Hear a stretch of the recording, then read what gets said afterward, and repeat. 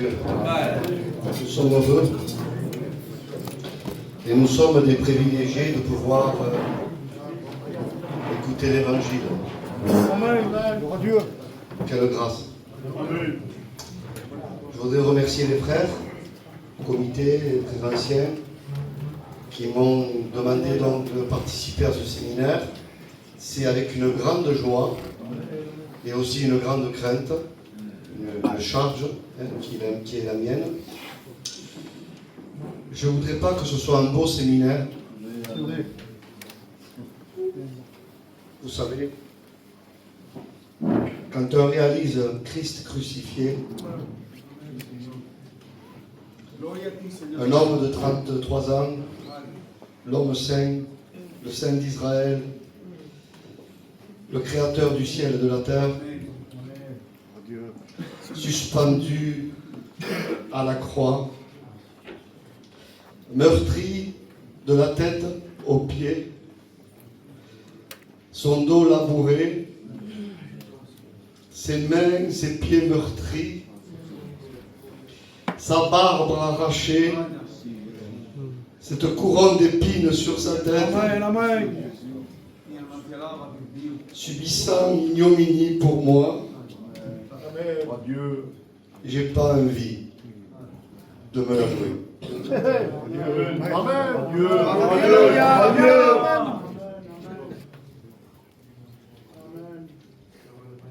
Et ce soir, on n'a pas besoin d'une belle réunion. Ce soir, ce lieu est un hôpital.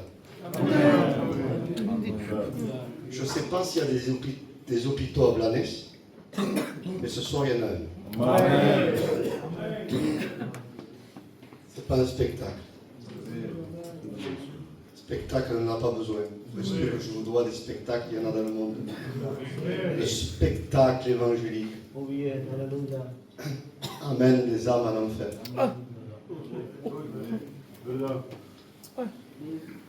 Ce soir, on a besoin de se positionner avec la posture qu'il convient devant le Seigneur. Nous voulons le glorifier en tout. Amen. Je voudrais vous parler pendant ces jours. Il y a un thème, bien sûr que c'est le Saint-Esprit qui va diriger toutes choses. Je ne me fais pas de soucis à ce niveau. Et elle ne pourra pas l'aborder, bien sûr, dans tout ce qui est le thème. Je voudrais vous parler des organes vitaux de l'Évangile. Les organes vitaux de l'homme nouveau. Je voudrais vous parler de l'intérieur. Amen. Oui. Cet évangile qui touche l'intérieur, le fond du cœur. Cet évangile qui est capable d'atteindre ce qu'aucune épée autre que celle de la parole ne peut atteindre. Vous savez, il est écrit dans 2 Corinthiens, chapitre 4, verset 3, jusqu'au verset 6, que le Dieu de ce siècle aveugle l'intelligence des hommes pour les empêcher de contempler, de voir briller la splendeur de l'évangile, de la gloire de Christ qui est l'image de Dieu. Il n'y a même pas de fluidité dans le texte. Quand Paul écrit ça, vous avez vu, il y a un art littéraire, quand il y a des personnes qui font des livres, ils mettent l'accent sur la fluidité littéraire. C'est-à-dire, il faut que ce soit, quand le lecteur doit lire le livre, il faut que ce soit fluide, il faut que vraiment ce soit élégant. La Bible n'a pas été écrite pour l'élégance. Paul n'a pas écrit pour que sa lettre soit élégante et soit fluide, mais il met l'accent sur un évangile qui se voit de moins en moins. L'évangile de la gloire de Christ, qui est l'image de Dieu. Satan, disons les choses comme elles sont, ne veut pas aveugler les gens pour leur empêcher de voir un évangile qui se sont créés. La préoccupation de l'ennemi, c'est de ne pas vouloir, si vous voulez, empêcher les gens de se faire un évangile. Même il va les encourager à ça. Mais il veut aveugler les âmes pour pas qu'ils voient le vrai évangile. L'évangile de la gloire de Christ. Parce que l'évangile, c'est la gloire de Christ. Et Paul va continuer et va dire en 2 Corinthiens 4, verset 6, il va finir, il va dire, il est ainsi. Quand Dieu dit que la lumière brillera du sein des ténèbres. Voilà la puissance de l'évangile de Christ. Paul dira en Romains 1, verset 16, je n'ai point honte de l'évangile.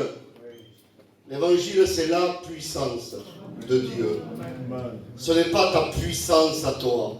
Ce n'est pas tes méthodes à toi. Ce n'est pas ta capacité à toi. Ce n'est pas la posture que tu veux te donner. Non, non, c'est pas ça l'évangile. L'évangile, c'est la puissance divine pour le salut de quiconque croit. L'évangile est de source divine. Écoutez, il dit que Dieu dans la création, c'est Paul qui le rappelle, il dit la lumière brillera du sein des ténèbres, dans les ténèbres. Les ténèbres ne peuvent pas luire la lumière dans les ténèbres. Et bien lui, Dieu, l'évangile de la gloire de Christ, peut faire surgir la lumière du sein des ténèbres. Du sein des ténèbres. Depuis les ténèbres. C'est-à-dire que l'évangile de la gloire de Christ peut changer les ténèbres en lumière.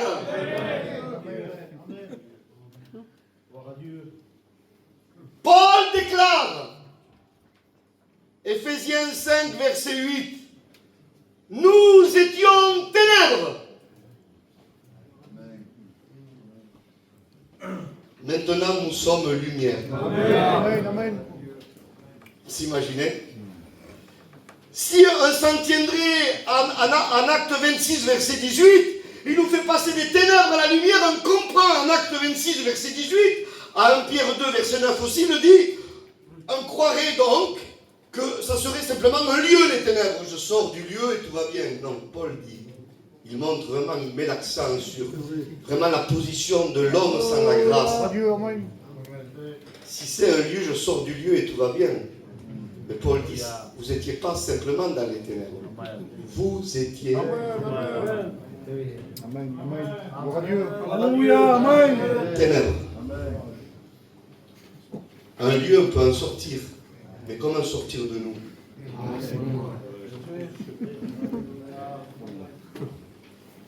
L'évangile de la gloire de Christ fait briller la lumière du sein des ténèbres. Dieu dit que la lumière soit. Et la lumière apparaît. Excusez-moi, je dis un mot en hébreu. Yehior. C'est le texte hébreu qui dit que la lumière soit. Yehior, le mot être, dans le texte de la lumière, là. Yehi, être. Que la lumière soit, c'est le désir de Dieu. Dieu voulait que la lumière éclate. C'est deux lettres en hébreu qui veulent dire les mains. Deux mains. Et la lettre du milieu, c'est la lettre E en hébreu, la lettre du souffle. Jésus-Christ. Rendant le souffle, le dernier souffle à la croix. Là voilà la lumière. Je comprends que le soleil s'est incliné. Je comprends que le soleil de ta religion s'incline. Arrête de vouloir briller par toi-même. Arrête de vouloir te donner ta couleur. Alléluia. L'église de Jésus-Christ n'a pas une couleur qui viendrait d'elle. L'église de Jésus-Christ, en Apocalypse 21, elle est transparente. Comme le cristal. savez ce que ça veut dire être transparent? C'est mourir. Je ne veux pas être vu. Mais c'est Christ qui transparaît. Oh, que ça doit être triste d'être une nuée sans eau. Écoutez, je ne suis pas là pour me faire des amis peut-être, mais je vous aime. Comme tous les serviteurs de Dieu. Un vie étant trop compliqué. On n'a pas besoin de la brosse, on n'a pas besoin de l'éponge, on a besoin de l'épée. Le vrai évangile va atteindre l'intérieur.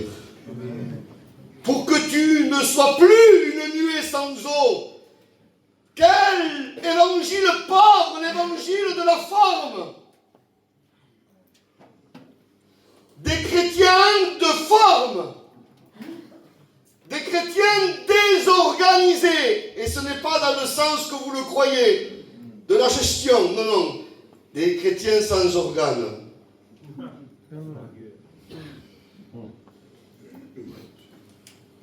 Oh, que Dieu nous garde ce soir. N'essayez pas de garder la forme. Laisse l'épée agir. L'épée, l'épée. Oh, je préfère l'épée de Dieu que les caresses du diable. Oh, mes frères et sœurs, mes amis. Ce soir, il faut que l'épée agisse. Il faut qu'elle transperce ton cœur, ton âme. Les sentiments les plus profonds, les besoins les plus cachés, les pensées les plus cachées. Il faut ce soir que tu puisses te laisser éclairer par la grâce de Dieu. N'attends pas que ce soit trop tard. Ce soir, il faut véritablement déchirer nos cœurs. Il faut déchirer nos cœurs. Il le dit, Joël 2, verset 13. Ne déchirez pas vos vêtements, ça c'est la forme. Mais déchirez vos cœurs. Il y a des chrétiens de forme, oui. Et le Seigneur veut parler à notre intérieur ce soir.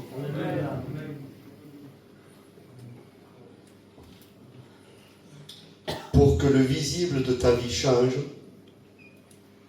il faut que tu laisses Christ changer ton invisible.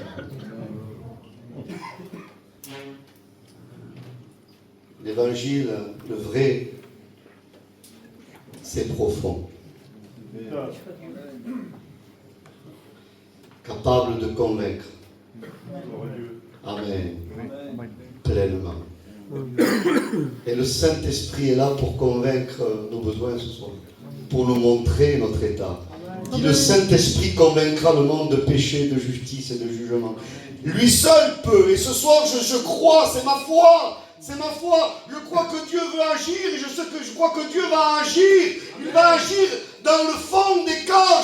Je ne m'attends pas ce soir, vous savez, à du bruitage. Mais un cœur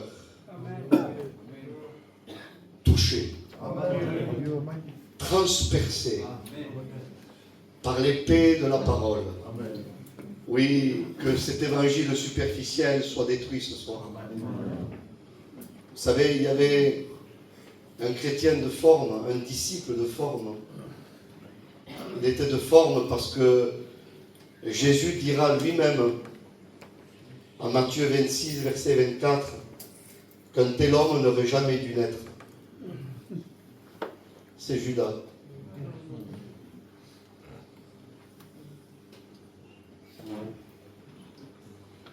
Y aurait-il des Judas?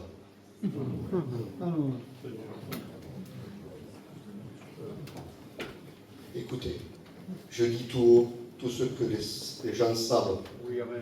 Il y en a. S'il y en avait du temps de Jésus. Avec la forme, on peut faire plein de choses. Judas suivait formellement Jésus avec les autres. Judas prêchait. Judas imposait les mains. Judas témoignait. Mais ce Dieu connaissait son fond.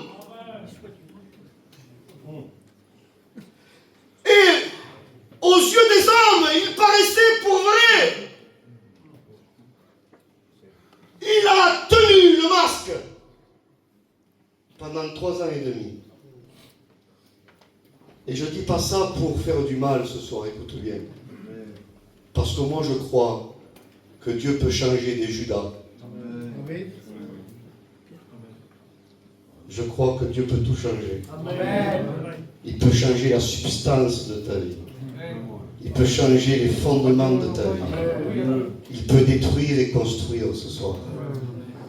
Mais je bénis Dieu que Dieu met les choses au clair. Au bout d'un moment, Dieu met les choses au clair. Et Judas va partir se pendre. Et c'est marqué en Acte 1, verset 18, une pendaison assez particulière. Et ce soir, je ne veux pas parler sur la pendaison de Judas. Mais son corps s'est coupé par le milieu.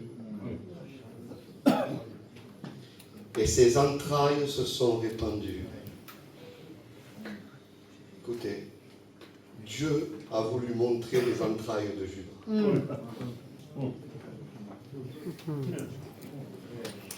Parce que Dieu les connaissait. Oui. Il vaut mieux que les choses soient découvertes maintenant que trop tard. Amen. N'attends pas de te pendre spirituellement pour que tes entrailles se répandent. Répands tes entrailles devant le Seigneur. Ce soir, il peut changer les entrailles. Amen. C'est les entrailles. C'est les entrailles qui doivent changer. Ce n'est pas que la forme. C'est les entrailles. Écoutez, en Matthieu 13, verset 30, il parle du blé et de l'ivraie. Au niveau de la forme, les frères, c'est pareil. Un mot, le blé et l'ivraie, c'est la même forme. Mais attendez, vous savez à quoi on les reconnaît? Le blé, lui, il est plein. Et comme il est plein, regardez ce qu'il fait.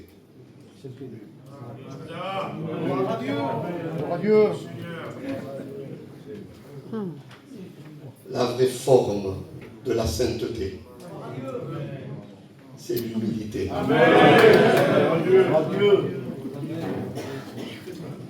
La source du péché, c'est l'orgueil. La source de la sainteté, c'est la vraie humilité. Et ça, c'est un organe vital de l'homme nouveau. Vous connaissez, je n'ai rien à vous apprendre. En Matthieu 23, versets 26, 27, 28, il parlait des pharisiens. Je voudrais pas que ça passe pour une prédication dure, vous voyez, sans amour, parce que ce n'est pas le cas. Ne te laisse pas tromper par le diable. En disant, ce pasteur, il n'a pas d'amour. Ce n'est pas le cas. C'est parce qu'un t'aime. C'est parce que Jésus t'aime qu'il te dit la vérité. Il ressemblait à des sépulcres blanchis. Jésus dit ça. C'est Jésus le Maître qui dit ça. Est-ce que le Maître n'aurait-il pas d'amour? Si le Maître le dit, moi je peux le répéter, il a dit lui. Il y a des gens qui veulent être plus gentils que Jésus. Jésus l'a dit. Des sépulcres blanchis, vous savez ce que ça signifie? Le mot blanc, ça veut dire transparent en hébreu. C'est le même mot tsar. Ça veut dire blanc et transparent. Ça veut dire que ces gens ne montraient pas leur état de mort spirituelle. Et vous avez vu, selon le judaïsme, quand on passait devant un sépulcre, on était impur. Mais en fait, les gens passaient et côtoyaient ces gens, croyant de ne pas être contaminés, mais ils se contaminaient par leur impureté, parce que leur impureté était cachée, était transparente. Parce que l'impureté, c'est contaminant. Et elle ne règle pas le problème de l'impureté du péché avec la transpiration de la religion.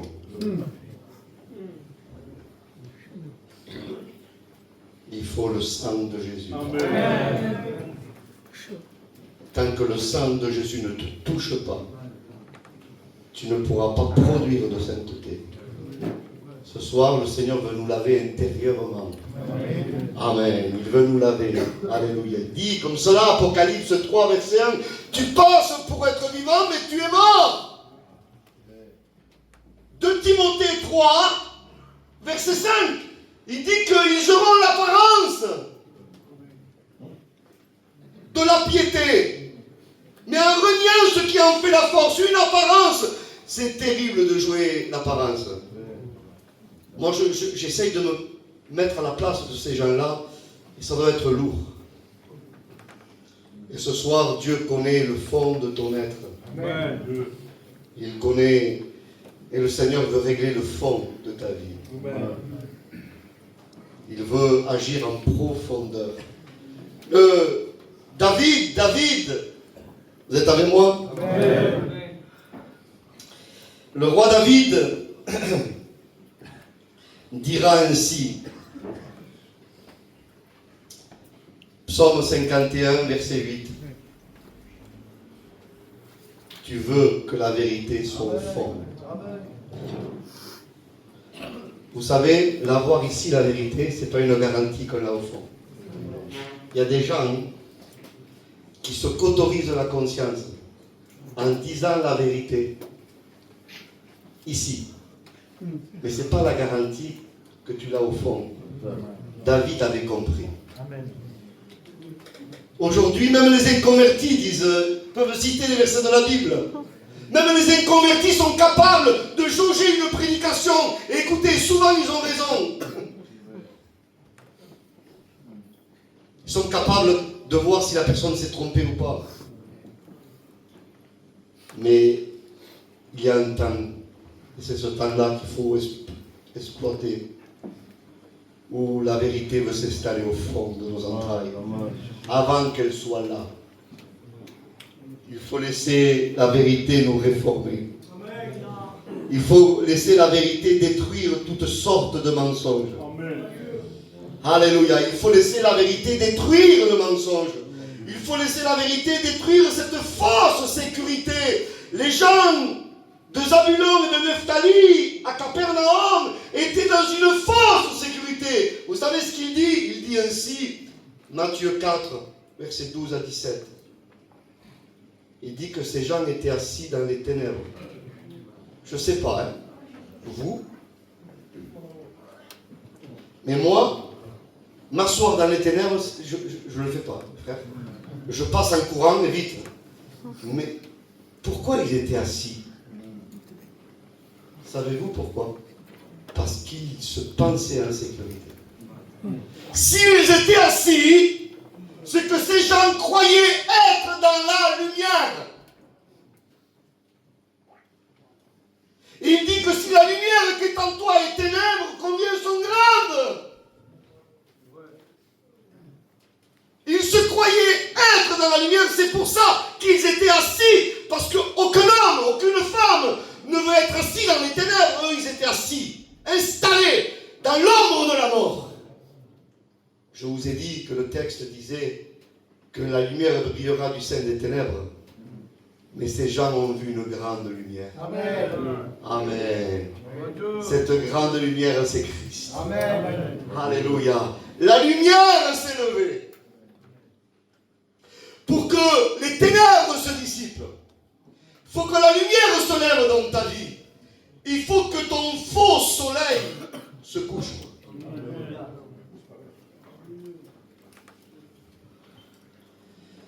Il est écrit ainsi. Vous êtes avec moi pour l'instant? Dieu avait coordonné, si vous voulez, un rendez-vous avec Saul de Tarse. Saul de Tarse, ça en était un, lui. Il était assis, installé dans sa religion, croyant détenir la vérité, croyant tout connaître. Il y a des gens qui croient tout connaître. Et vous savez, quand on croit tout connaître, c'est qu'on ne connaît rien.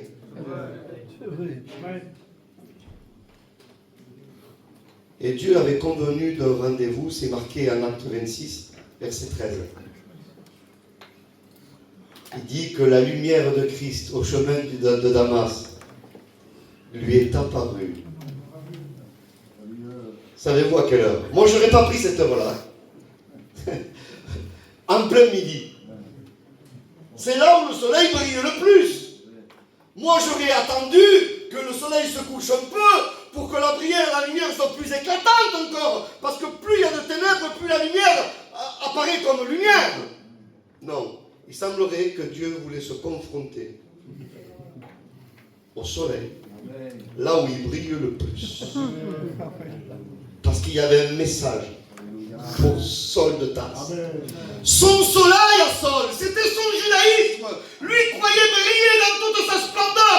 Et je peux vous assurer qu'à ce moment-là, Paul n'a jamais autant brillé dans le judaïsme. Il avait des lettres, des grands souverains sacrificateurs. Il était dans sa religion au plus haut. C'était lui le soleil en plein midi. Vous comprenez ça? J'ai envie de te dire ce soir, ne te fie pas à ce que les hommes disent de toi. Amen. C'est pas un bon critère. C'est vrai. Moi, je veux savoir ce que lui dit. Amen. Je ne veux pas me tromper de balance. Je veux me poser à la balance de Dieu. Parce que Proverbe 11, verset 1, il dit que la balance fausse est en horreur à l'Éternel. Je voudrais froisser personne ce soir. Je voudrais froisser personne. Mais l'homme, le jugement de l'homme est une balance fausse. Même Samuel le prophète avait pesé Eliab. Il avait dit assurément c'est lui. Mais Dieu dit non, Samuel, je l'ai rejeté. Tu le pèses à la balance du visuel. Moi, je l'ai pesé vraiment. Belshazzar, il pesait lourd aux yeux du peuple. Croyez-moi, il était très important. Mais un jour, la balance divine s'est positionnée sous lui. Il était pesé, il ne le savait même pas. Et Dieu avait écrit, la chaux du mur, vous savez ça? Tu as été pesé et tu as été trouvé léger. Le texte araméen, parce que le livre de Daniel est écrit en araméen, il veut dire insuffisant. Tu n'es pas assez lourd. Pas assez lourd pour me satisfaire. Belshazzar, la balance fausse est en horreur à l'Éternel. Mais il dit le poids juste lui est agréable. Amen. Tu veux le poids juste ce soir? Amen. Le poids juste, le seul juste qui sait. Amen. Nous voulons peser ce que Christ pèse. Amen. Christ peut instaurer dans nos vies son poids. Amen. Le poids juste est agréable à Dieu. Lui seul, Jésus, homme, a pu satisfaire Dieu. Amen. Le poids juste, si vous êtes avec moi. Veven Shlema. La pierre de plénitude lui est agréable. C'est écrit comme ça dans le texte littéral. La pierre de plénitude, la pierre de perfection. Tu as besoin de peser le poids de la pierre. Amen. Que Christ t'accorde sa grâce. Amen. Alléluia. Amen. Et ce rendez-vous est là. Et moi, c'est comme j'imagine Dieu en disant, voilà, soleil, tu as brillé là, tu es à fond là, midi, après-midi, maintenant j'apparais. Et Paul dit que la lumière qui lui est apparue était beaucoup plus grande que celle du soleil. Dieu. Sa religion à Paul est tombée ce jour-là. Que ta religiosité tombe ce soir. Oh, la justice de l'homme est un vêtement souillé devant lui. Toute sa justice est à ses yeux un vêtement souillé. On a besoin de la justice céleste. On a besoin de cette vraie justice. On a besoin de cette vie en Christ. Il n'y a pas de piété sans la vie. 2 Pierre 1, verset 3. Vous êtes avec moi? Amen. Sa divine puissance nous a donné tout. Et c'est trop beau, il faut que je le répète. Sa divine puissance nous a donné tout. Je répète ça, sa divine puissance nous a donné tout. Parce que toi, tu as rien, nous avons rien, lui a tout. Sa divine puissance nous a donné tout. Tout. Tout. Tout. Et si Dieu dit tout, c'est tout. Tout ce qui contribue à la vie et à la piété. Il ne faut pas se tromper. Ce n'est pas la piété de l'homme qui amène à la vie. Mais c'est la vie de Christ. Alléluia. Qui amène à la vraie piété. Amen. Christ est le vrai cep. Le Seigneur remet l'évangile à l'endroit. Ceux qui l'avaient à l'envers. En Jean 15, verset 5, Christ résume l'évangile. Il dit, c'est moi qui suis le vrai cep. Et vous, vous êtes les serments. Un mot. Ce n'est pas les ceps qui nourrissent, ce n'est pas les serments qui nourrissent le cep. Mais c'est le cep qui nourrit les serments. Parfois, nous, on croit nourrir Dieu. Parfois, nous, on croit par nos œuvres enrichir Dieu. C'est pas nous qui transmettons la sève à Christ. Nous, on n'est pas la source. La source, c'est lui. Oh, il dit, Jérémie 2, verset 13, ils m'ont abandonné, moi, la source d'eau vive, pour se creuser des citernes crevassées qui ne retiennent pas l'eau. La source de la vie en Christ, c'est lui. Il faut remettre les choses à l'endroit. Il faut remettre les choses à l'endroit. Écoutez, j'ai été moi en admiration d'un texte. Je vous partage dans la famille ce soir. Peut-être certains sont déstabilisés par ces mots. Eh bien écoute, si tu es déstabilisé, c'est que tu as besoin d'entendre ça. Genèse 6, verset 8, que c'est beau. Il dit que la terre était corrompue. Tout le monde avait corrompu sa voix. Mais Noé trouva grâce aux yeux de l'Éternel. Et verset 9, Noé était intègre et juste et marchait avec Dieu. Pendant des années, mon frère Alain, moi, je croyais qu'il a trouvé grâce parce qu'il était intègre et juste et qu'il marchait avec Dieu. Mais là, selon Romains 5, selon Romains 11, versets 5 à 6, la grâce n'est plus une grâce et l'œuvre n'est plus une œuvre. C'est parce que la grâce avait agi en Noé, qui avait permis à Noé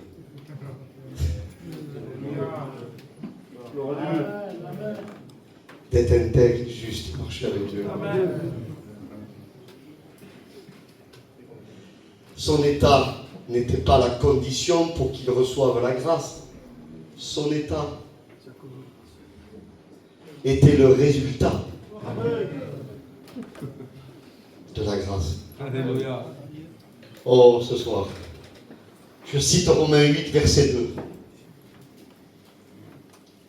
L'esprit de vie en Jésus-Christ m'a affranchi de la loi du péché et de la mort. Oui, l'esprit de vie en Jésus me délivre de la loi du péché. Le péché est une loi. Et sans la grâce, on ne s'en sort pas. L'évangile, sans l'action de la puissance de Dieu, n'est pas difficile. Elle est impossible à vivre. Amen. Tu as besoin d'un miracle. Amen. Tu as besoin que Christ t'affranchisse. On va dire, comme disait David, si vous permettez, le psaume 51, verset 12.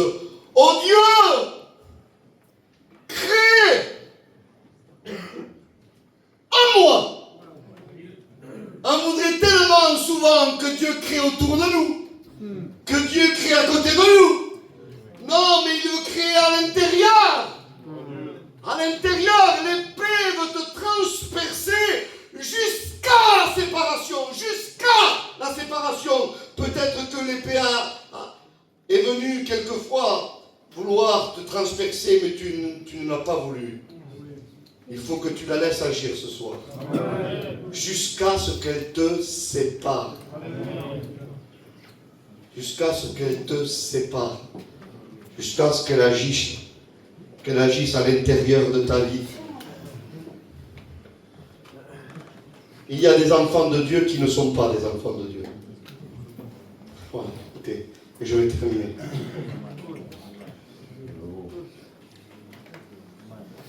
Parce qu'un enfant de Dieu, ce n'est pas les eaux du baptistère qui font un nez de Dieu. Écoutez, Jésus revient. Elle est là pour que Dieu agisse. Moi, je vous ai dit, je ne suis pas là pour vous donner une belle prédication. Mais souvent même nous, on se cache la réalité.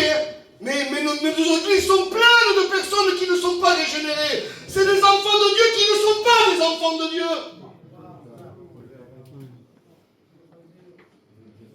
Écoutez, après l'enlèvement de l'Église, je précise, dans la période de la grande tribulation, je reprécise, Apocalypse 11, versets 3 à 8, il dit que la Jérusalem, où les deux témoins vont être tués, elle s'appelle spirituellement Sodome et Égypte. C'est-à-dire que les gens de la terre vont continuer en cette période-là d'appeler Jérusalem, Jérusalem, mais Dieu ne l'appellera plus Jérusalem, mais l'appellera Sodome et Égypte. Tout dépend qui c'est qui te dit comment tu t'appelles. Tout dépend qui c'est qui te dit qui tu es. Je veux qu'il me dise ce soir. J'ai besoin de l'entendre lui. J'ai besoin de faire le bilan. Et je vais terminer en survolant le livre d'Osée, si vous me permettez. Je peux survoler le livre d'Osée. Le livre d'Osée est un état où Israël était dans l'apostasie. C'était marqué en Osée 1, versets 1 à 9. Il dit, je ne l'appellerai plus ami, mais non ami, plus mon peuple. Je ne l'appellerai plus miséricorde ou Ruchama, mais il l'appellera lo Ruchama, plus de miséricorde. Ils avaient gardé la forme israélite, mais ils n'avaient plus la génétique spirituelle israélite. Comme les Samaritains du temps de Jésus, ils étaient à la place d'Israël qui avait été déporté par le roi assyrien, mais le roi assyrien avait changé le peuple. Il avait sorti les Israélites de souche génétique, les avait déportés en Assyrie et avait fait un remplacement de peuple. C'est-à-dire que ces gens étaient au même lieu, mais n'avaient plus la génétique de ceux qui étaient dans le lieu. C'est pour ça que Jésus dit, nous adorons ce que nous connaissons. Vous adorez ce que vous ne connaissez pas. Et les églises des derniers temps, 2 Timothée 3, verset 7, vous êtes avec moi? Amen. Il dit, ils apprendront toujours. Sans jamais arriver à la connaissance de la vérité. Mais frère, je deviens fou. Ils apprennent toujours. Ils excellent. Ils excellent dans la forme chrétienne. Ils excellent dans les prières chrétiennes. Ils excellent dans les prédications. Ils excellent. Mais ils ne connaissent pas.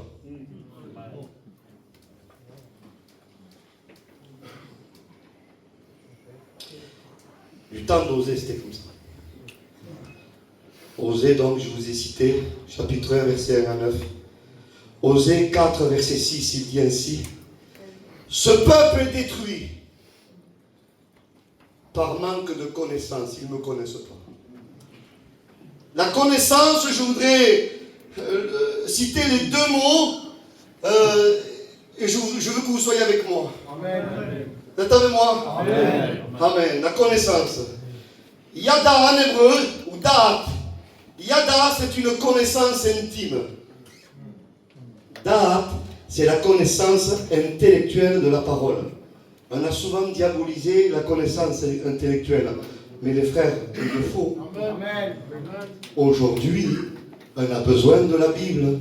Parce que si on n'a pas la Bible, toutes les pensées que tu vas avoir dans ton cerveau, ça va venir de Dieu. Et on va entendre des mots comme souvent on entend. Dieu m'a dit. Je ressens. Je le vois comme ça. Tu ne dois pas dire je le vois comme ça. Tu dois dire est-ce que Dieu le voit comme ça. Amen. Donc il faut les deux sortes de connaissances. Il nous faut l'intimité avec Christ. Selon 1 Corinthiens 1, verset 9, Dieu nous appelle à la communion de son Fils. Amen. Amen. Mais il nous faut la connaissance de celui à qui on est en communion. Je voudrais qu'on comprenne ce soir. Je peux être en communion avec mon frère Jeannot, mais pas connaître ce qu'il est. Je suis dans la connaissance de la communion de Christ. Mais pour connaître qui il est, je dois lire. Amen. Parce qu'on peut être en connaissance, en communion avec un docteur et ne pas connaître le docteur. On est en relation avec plein de personnes. Autour de nous, il y a plein de personnes. Moi, je vous connais, mais je ne vous connais pas tous. Je vais toucher des personnes avec, si vous voulez, mon bras. On va se voir, on va se côtoyer, mais je ne vous connais pas. C'est pas parce que je suis en communion avec quelqu'un que je le connais. Je suis en communion avec quelqu'un, mais j'ai besoin de la Bible pour savoir qui il est. Amen.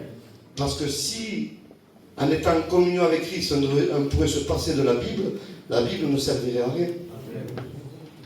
Donc, ce peuple est détruit parce qu'ils n'ont plus de connaissance. Il n'y a plus de relation. Il y a l'oubli de la parole. Moi, j'entends des chrétiens qui parlent sans la Bible aujourd'hui. Excusez-moi, j'entends des pasteurs parler sans la Bible. On n'a pas le droit de parler sans la Bible. Amen. C'est trop précieux, les choses de Dieu. Amen. Osée 4, 6. Il est détruit, le peuple. Il ne dit pas il est amoindri. Il ne dit pas il est un peu fatigué. Non, il est détruit. Parce qu'il lui manque la connaissance. Jean 17, verset 3. Or, la vie éternelle. Amen. Amen. C'est qu'ils te connaissent.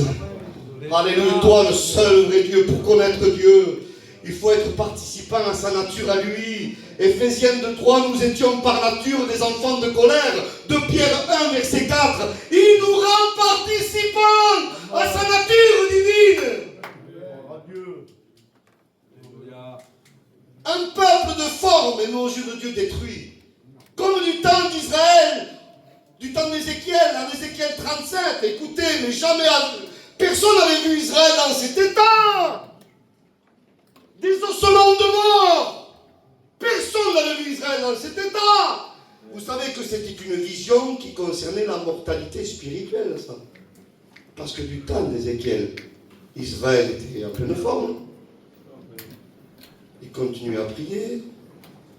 Ils continuaient à aller à leur culte. Ils continuaient à se marier, à donner leurs enfants en mariage. Mais Dieu montre à Ézéchiel comme Dieu voit Israël. Destruction. Mais je bénis Dieu ce soir. Amen. C'est que Dieu est capable de parler aux ossements desséchés. Et je voudrais ce soir, amen, qu'on approfondisse ce moment. Dieu est en train de te parler. Et il te montre combien tu es sec. Et ce soir, le Seigneur peut te faire revivre. Amen. Le Seigneur peut refaire fleurir ton désert. C'est écrit. J'aime parce que c'est écrit. Il y a de la puissance parce que c'est écrit. Si c'est Michael qui vous le dit, ne le croyez pas. Oui, je le dis. Si c'est Michael qui vous le dit, ne le croyez pas. Si Dieu le dit. Amen. Psaume 107, verset 35. Il change le désert en étang. Et le lieu aride en source d'eau. Il est capable de parler à la mort. Il est capable de ressusciter ce qui est mort.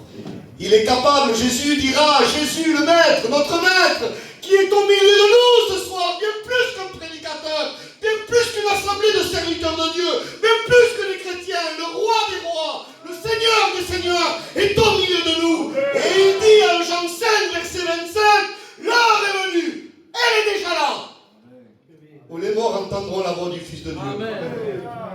Et ceux qui l'auront entendu vivront. Alléluia. Il peut redonner la vie à ce qui est mort. Il peut ressusciter ce soir. C'est pour ça qu'il veut te montrer ton état. C'est pour cette raison qu'il veut te montrer ton état.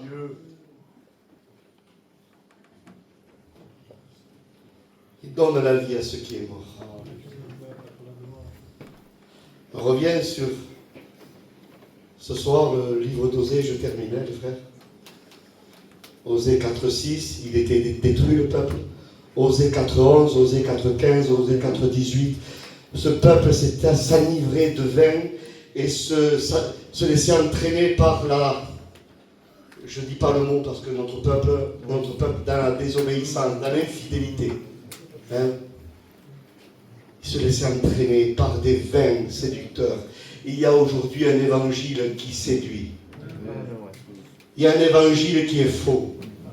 Il y a un évangile qui flatte les personnes. Il y a un évangile qui caresse les personnes. Mais ils sont caressés et vont en enfer.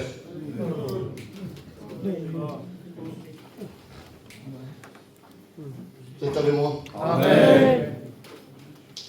Osée 5, verset 4. Il dit qu'ils avaient un esprit d'infidélité. L'esprit d'infidélité était au milieu d'eux. Ce n'était pas que momentané pour une action. Non, non, non. Ils étaient aveuglés par l'infidélité.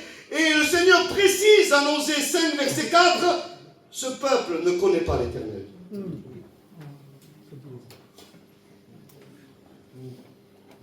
Soyez avec moi. 1 Jean 3, verset 6, il dit que celui qui vit dans le péché ne l'a ni vu ni connu.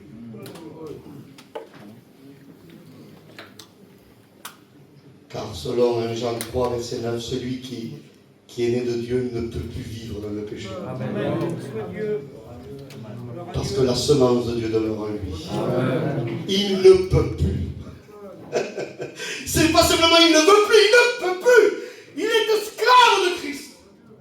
Jésus dira. Si vous avez quelque chose à dire tout à l'heure, vous le direz à Jésus. C'est pour ça que mes prédications, je cite les références parce que mes prédications sont vérifiables. Amen. Et ça me donne de l'appui, vous comprenez? Il peut y avoir le pape. Je ne sais plus qui c'est le pape, maintenant je ne sais plus. Je l'aime bien, mais il est écrit. C'est tout. Matthieu 7, verset 18, Jésus dit, un bon arbre. Amen. Amen. Ne peut pas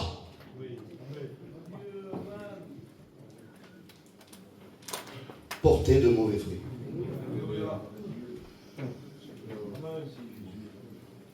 Il peut arriver de trébucher, mais il est animé d'un esprit de repentance. Amen. Amen. Amen. Et Jésus dira aussi, un mauvais arbre ne peut pas porter de bons fruits. Il faut être transformé par la grâce.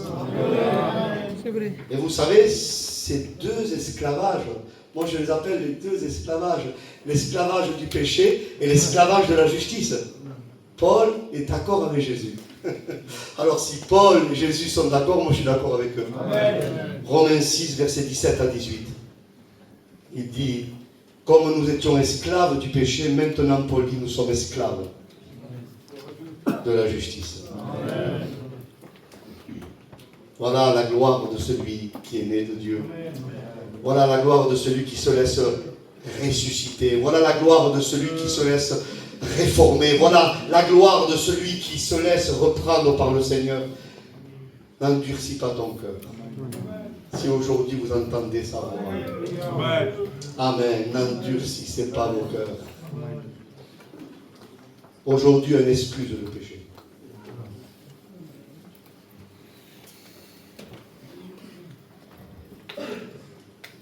Je veux me faire tuer. Mais excuser le péché, c'est du diable. Amen. Parce que Dieu n'excuse pas le péché, il le pardonne. Amen. À ceux qui se repentent. Amen. Parce qu'excuser, c'est dire c'est pas grave. C'est pas grave. En voulant dire presque, tu peux continuer. C'est rien. Non, non, non. Non. Le péché, c'est grave. Quelqu'un qui a compris la grâce ne veut plus vivre dans le péché. Et ne peut plus vivre dans le péché. C'est les pourceaux qui retournent à la boue, bien souvent. 2 Pierre, verset 2, verset 22. Le pourceau est retourné à la boue parce qu'il s'est resté pourceau. Sa nature n'a pas été changée. Il avait la forme ecclésiastique. Mais dès que le pasteur tourne le dos, on va dans la boue. Il y a une différence entre la brebis dans la boue et le pourceau dans la boue. Alléluia. Amen.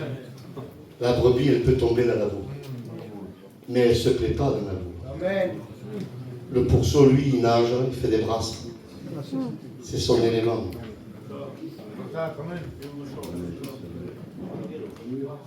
Il y en a qui prêchent une grâce aujourd'hui qui tolère le péché. Qu'est-ce qu'on va devenir avec cette grâce? Le péché est intolérable aux yeux de Dieu. C'est pour ça que le Seigneur a prévu le sang. Et je suis conscient, vous êtes avec moi? Que le sang de Jésus, j'en aurai besoin jusqu'au bout. Mais je sais que je ne veux plus vivre dans le péché. Amen. Donc, Osée 5, verset 4, ils avaient un esprit d'infidélité et ils ne connaissaient pas l'Éternel.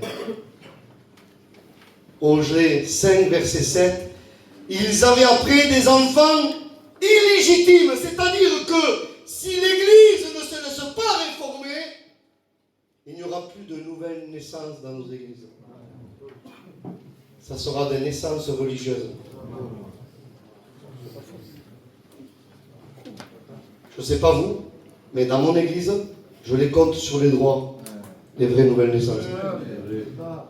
On en baptise des fois, et on fait attention maintenant, je peux vous assurer. Vous savez, quand je baptise les personnes, moi, personnellement, déjà je dis aux autres, baptisez-vous. C'est peut-être égoïste, excusez-moi, mais je tremble, moi. Quand je prends une personne et que je le plonge, mon cœur il tremble, de crainte.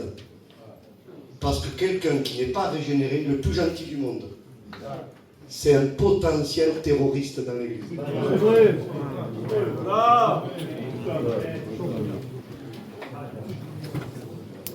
J'y vais, vous permettez? Il y a des terroristes qu'on envoie en Chien.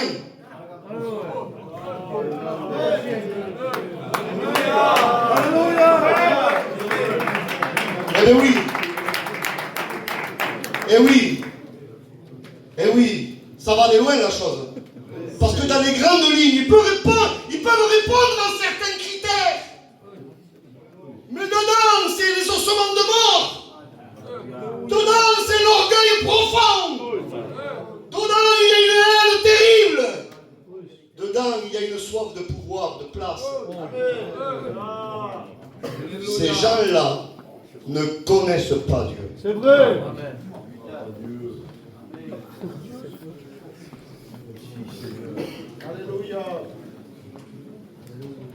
Osez, et je termine.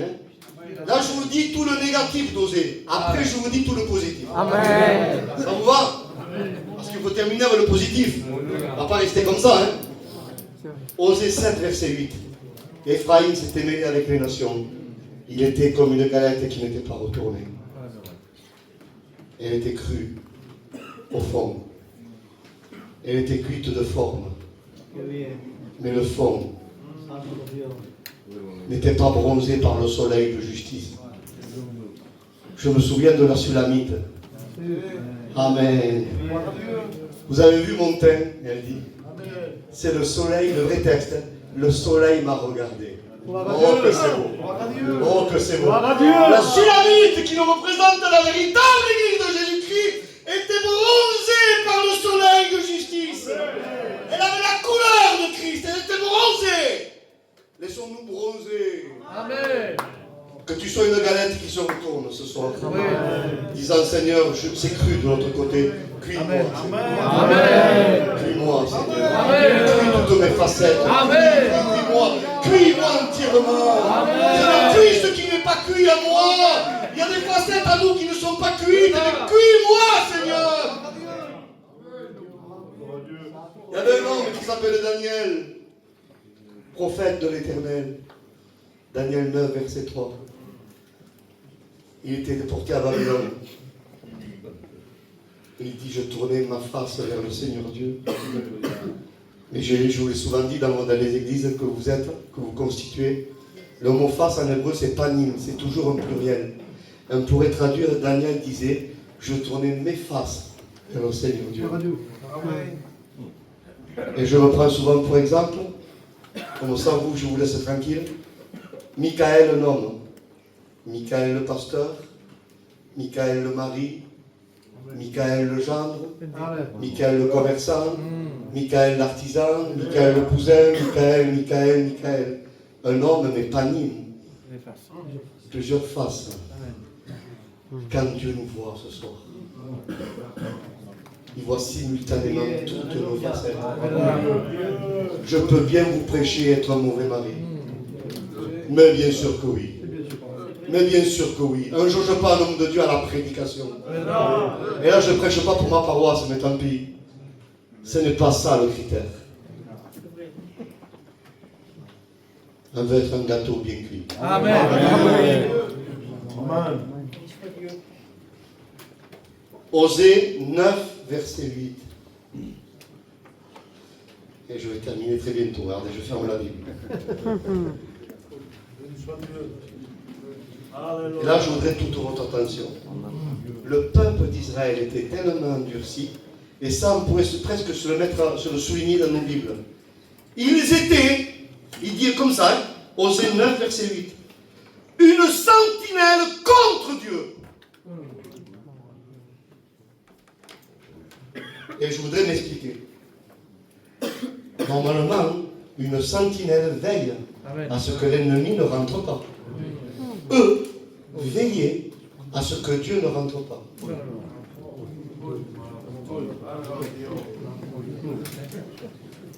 Eux veillaient à ce que Dieu ne les reforme pas trop. Tu vas jusqu'à là, Seigneur, mais jusqu'à là, tu ne vas pas.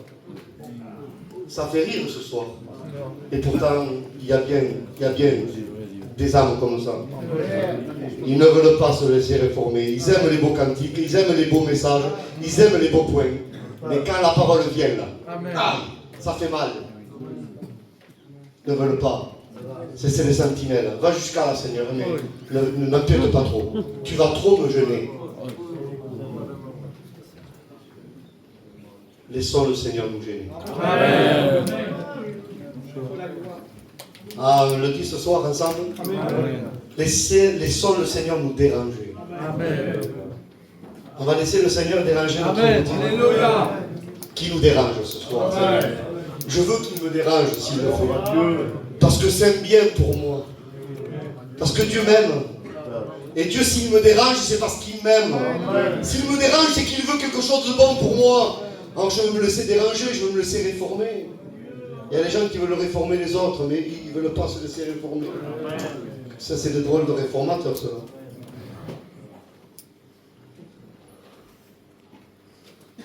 Maintenant, je vous dis le positif. Amen. Vous êtes sûr, je peux le dire? Amen. Osée 2, verset 16, il dit ainsi, j'attirerai Israël à nouveau. Je la séduirai, son texte hébreu, et je l'amènerai au désert. Et là, je parlerai à son cœur. Amen. Cette prophétie s'est accomplie partiellement du temps de Jean-Baptiste, je n'ai pas le temps de vous parler de ça, et elle s'accomplira du temps de Apocalypse, chapitre 12, verset 6, chapitre 12, verset 13 à 16. Daniel 11, verset 41, Ésaïe 16, verset 4. C'est les derniers temps. Le résidu d'Israël. Mais il s'est accompli partiellement du temps du ministère de Jean-Baptiste, au désert. Parce que Dieu avait fait sortir Israël d'Égypte. Amen. Mais il les faisait sortir au temps de Jean-Baptiste de la Jérusalem hérodienne. De la Jérusalem mondaine.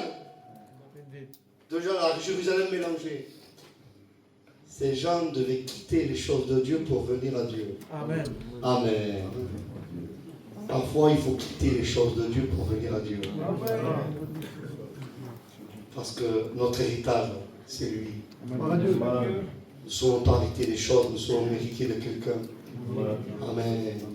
Romains 8, verset 16. Nous sommes héritiers de Dieu, co-héritiers de Christ. Amen. C'est lui ma gloire, c'est lui. Ce n'est pas les choses de Dieu, c'est Dieu ma gloire. C'est lui. Mon Dieu, c'est pas mon ministère, c'est lui mon Dieu. Amen. Mon Dieu est plus grand que le ministère, mon Dieu est plus grand que les dons, mon Dieu est plus grand que les fonctions, mon Dieu c'est mon Dieu. Amen. Il y a les choses de Dieu qui prennent la place de Dieu lui-même. Dieu attendait à nouveau Israël dans le désert. Il va dire ainsi, Osée, écoutez, je termine, 6 verset 2.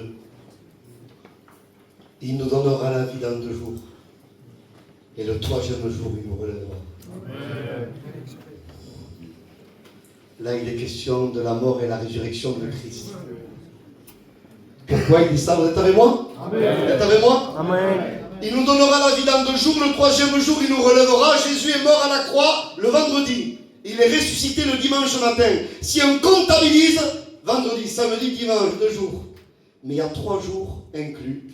Parce que si je compte le dimanche, vendredi, samedi et dimanche, il nous donnera la vie dans 2 jours, le 3e jour, il nous relèvera. Amen. Quand Jésus est mort et ressuscité, il nous a ressuscités ensemble. Amen. Il nous a fait asseoir ensemble dans les lieux célestes en Jésus-Christ. C'est la main de la grâce qui peut te faire sortir de ton état. C'est la main de la grâce qui peut te délivrer de tes chaînes. C'est la main de la grâce qui peut te faire sortir de tes passions, de ton évangile superficiel. Je termine. Osée 13, verset 14. Ô mort, où est ta peste? Ô mort, où est ta victoire? Ça vous dit rien, ça? C'est ce que Paul cite en 1 Corinthiens 15, verset 55 à 57. La victoire de la mort a été détruite. Amen. Christ a détruit la puissance de la mort. Christ a détruit la puissance du péché. Et ce soir, il peut te rendre libre réellement. Alors, sur ces quelques mots, on baisse nos fronts. Je voudrais qu'on prie le Seigneur. 11, verset 4. Je les attirerai par des cordages d'humanité. Jésus homme. 1 Timothée 2,5. Il y a un seul Dieu, un seul médiateur entre Dieu et les hommes. Jésus-Christ homme. Amen. Tu as besoin du crucifié ce soir. Que Christ agisse. Que Christ agisse ce soir. Dans le nom de Jésus. Dans le nom de Jésus. J'ai appelé mon fils hors d'Égypte. Je veux te délivrer ce soir. Nous prions. Seigneur, merci.